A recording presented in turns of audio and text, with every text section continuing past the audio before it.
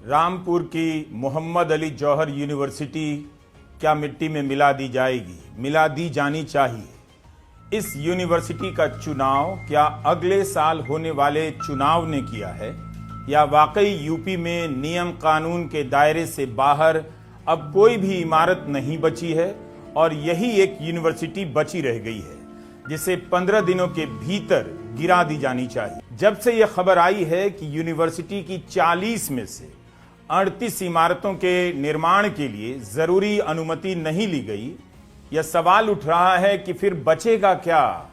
उन 2 भवनों को भी गिरा देना चाहिए ताकि यूनिवर्सिटी का वजूद ही मिट जाए।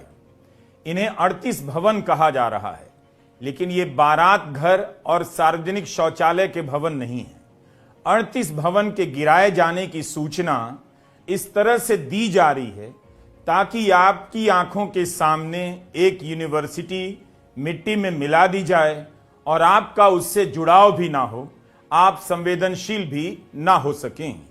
मुमताज सेंट्रल लाइब्रेरी की इमारत को जब आप नाम और आकार के साथ देखते हैं तब आप इसे 38 भवनों में से एक भवन की तरह नहीं गिन सकते। इस लाइब्रेरी में 40,000 किताबें हैं, 12,000 ऑनलाइन जर्नल हैं। हर साल 5 से 6,000 नई किताबें खरीदी जाती हैं। अब आप वॉशिंगटन के व्हाइट हाउस की इमारत देखिए और फिर उसी शहर में अमेरिकी कांग्रेस की इमारत देखिए। आजम खान ने इन दोनों इमारतों से प्रेरणा लेकर सेंट्रल लाइब्रेरी की इमारत बनवाई। आपको दोनों की इसमें झलक मिलेगी। अब आप सोचिए कि 80 से अधिक मुकदमों से घिरे आजम खान में एक लाइब्रेरी को लेकर इतनी चाहत होगी कि रामपुर में ऐसी इमारत बने जैसी वॉशिंगटन में है। इसके बाद आप इस इमारत को भी देखिए, यह भी उन 38 भवनों में से है जिसे 15 दिनों के भीतर गिरा दिया जाएगा। यह जौहर यूनिवर्सिटी का ऑडिटोरियम है। यहां 500 छात्रों के बैठने की व्यवस्था है।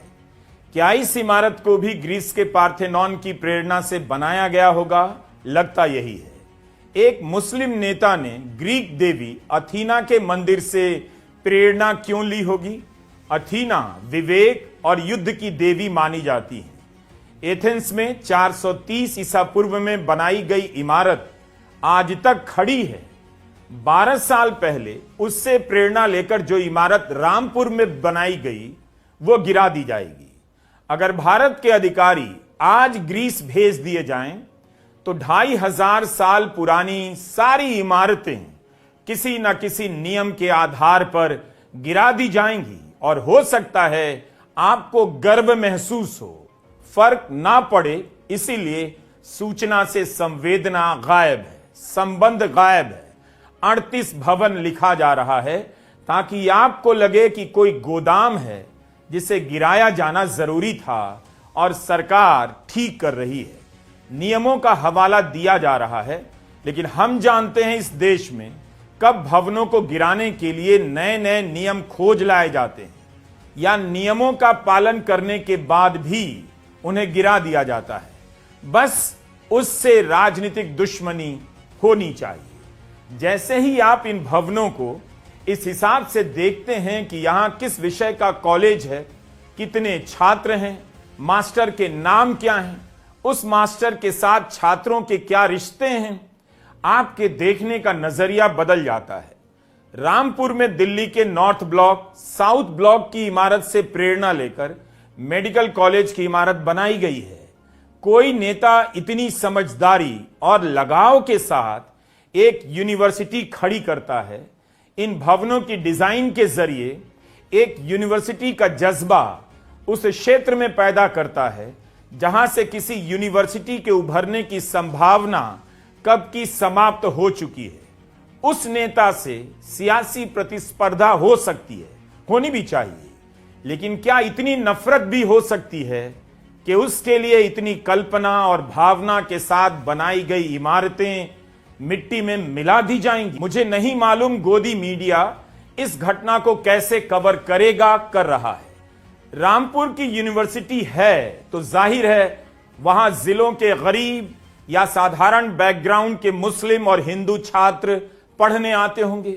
क्या मीडिया उनकी आवाज दिखाएगा? बताएगा कि इस यूनिवर्सिटी में किस तरह के बैकग्राउंड से छात्र पढ़ने आते हैं, जिसकी फीस बाकी यूनिवर्सिटी की तुलना में बेहद कम है। इसीलिए यूनिवर्सिटी की इमारतों के गिराए जाने से ज्यादा खतरनाक है मीडिया की रिपोर्ट में 38 भवनों का ध्वस्तीकरण लिखना, ताकि आपका विवेक गोबर में मिल जाए, आपकी संवेदना कीचड़ में बदल जाए। अपने स्कूल से, कॉलेज से सबको लगाव होता है, यह बात बताने की नहीं, दुनिया जानती है। हर आदमी अपने जीवन में उन कॉलेजों की तरफ लौटता है जहां से निकला होता है। जो इन इमारतों को गिराने आएगा उसकी काउंसलिंग भी की जानी चाहिए छात्रों से पहले, क्योंकि उसे भी अपने स्कूल और कॉलेज की इमारतें याद आ सकती हैं, वह परेशान हो सकता है। रामपुर डेवलपमेंट अथॉरिटी के उपाध्यक्ष और जिलाधिकारी अजय कुमार द्विवेदी का बयान है कि यूनिवर्सिटी ने 38 इमारतों का निर्माण अवैध रूप से किया। उनके नक्शे जिला पंचायत से मंजूर नहीं किए गए। इसके काउंटर में यूनिवर्सिटी की दलील मीडिया में छपी है कि रामपुर डेवलपमेंट अथॉरिटी के अस्तित्व में आने के बहुत पहले यूनिवर्सिटी की इमारतें बन चुकी थी। इस पर जिला प्रशासन का कहना है, यह सही है कि सितंबर 2024 में रामपुर डेवलपमेंट अथॉरिटी आरडीए अस्तित्व में आया, लेकिन उसी के साथ उसे जिला पंचायत का अधिकार भी सौंप दिया गया। इसी यूनिवर्सिटी ने 2 इमारतों के नक्शे जिला पंचायत से पास कराए थे। इसका मतलब है यूनिवर्सिटी के प्रबंधकों को नियमों की जानकारी थी। अगले 15 दिनों में अगर यूनिवर्सिटी ने इन 38 संस्थानों को नहीं गिराया तो प्रशासन अपनी तरफ से कार्रवाई करेगा और उसका खर्चा यूनिवर्सिटी से लेगा।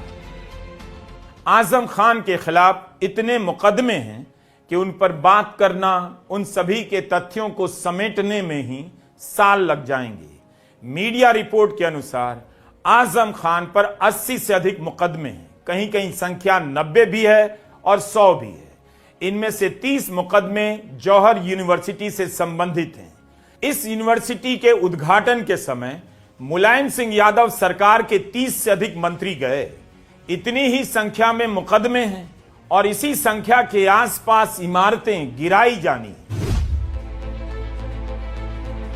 लोक निर्माण विभाग ने अब मोहम्मद अली जौहर यूनिवर्सिटी के भीतर बनाई गई सड़क को भी आम रास्ता घोषित कर दिया है। भारत जैसे देश में एक यूनिवर्सिटी गिराई जा रही है और प्रतिक्रिया ट्विटर पर दी जा रही है। इधर उधर की बातों के सहारे निंदा की जा रही है, बेहद अफसोसनाक है। देखिए कि आजम खान को लेकर चल रही राजनीति किस मोड़ पर पहुंच गई है, उस मोड़ को देखिए। वैसे भी भारत के युवाओं की किस्मत में ही अटैची है। जिस दिन वह किताब उठाता है उस दिन बस्ता नहीं उठाता, अटैची उठाता है। अपने गांव से शहर जाने के लिए, शहर से राजधानी जाने के लिए और राजधानी से दूसरे राज्य की राजधानी और शहर के लिए और वहां से दूसरे देश में जाने के लिए। आज भारत को स्कूल और यूनिवर्सिटी की कोई जरूरत नहीं है। 2014 के बाद से लाखों छात्र विदेश पढ़ने चले गए। बहुत अच्छा किया। अगर इन सभी को सरकार या विपक्षी दल अपनी तरफ से अटैची या सूटकेस भेंट करते तो क्या पता धर्म और जाति के गौरव में डूबे भारत के युवा विदेशी यूनिवर्सिटी के हॉस्टल में उन नेताओं की तस्वीरें लगा देते, सूटकेस को सीने से लगाए घूमते रहते। जौहर यूनिवर्सिटी मिट्टी में मिल जाएगी, लेकिन यह भी देखिए कि जिन यूनिवर्सिटी की इमारतों ने नियम नहीं तोड़े हैं या उन्हें कोई खतरा नहीं, वो भी मिट्टी में मिलाई जा रही हैं। मेरी सलाह होगी, आप वीडियो जरूर देखिए, अपने शहर की यूनिवर्सिटी की हालत मत देखिए। बाकी जिंदाबाद रहिए।